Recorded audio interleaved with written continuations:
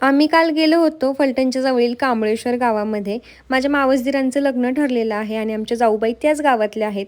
आता त्या गावची अशी प्रथा आहे की लग्नाच्या आधी परडीचा कार्यक्रम असतो. तर त्यासाठीच आम्ही तिथे गेलो होतो. त्यानंतर पुढे आम्ही TC कॉलेजचे तिथे एक स्पोकन इंग्लिशचे क्लासेस आहेत, त्याला भेट द्यायला गेलो. आता या क्लासेसविषयीची सगळी माहिती तुम्हाला पुढच्या व्हिडिओमध्ये देईल. त्यानंतर भूक लागली म्हणून खूप दिवसातून चायनीज खाल्लं आणि मेन कामासाठी आलो ते म्हणजे शॉपिंगसाठी. आता साखरपुड्याच्या सगळ्या साहित्याची जबाबदारी माझ्यावर होती आणि प्लस मला पण कॉस्मेटिक घ्यायचे होते. खूप सारी शॉपिंग केलेली आहे, ओरिजिनल प्रोडक्ट आणि खूप सारे डिस्काउंटवरती. आता कुठे केली सगळा व्हिडिओ पुढे येऊन जाईल, यूट्यूबवरती पण येऊन जाईल.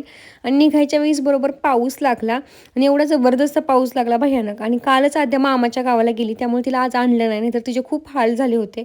आता एवढा दिवस धावपळीचा गेलाय की घरी गेलो स्वयंपाक करायची इच्छाच नव्हती, म्हणून गेलो हॉटेलला जेवायला. तिथे जेवण केल्यानंतर घरी येताना आईस्क्रीम घेऊन आलो, पण आद्याची खूप आठवण येत होती आईस्क्रीम खाताना.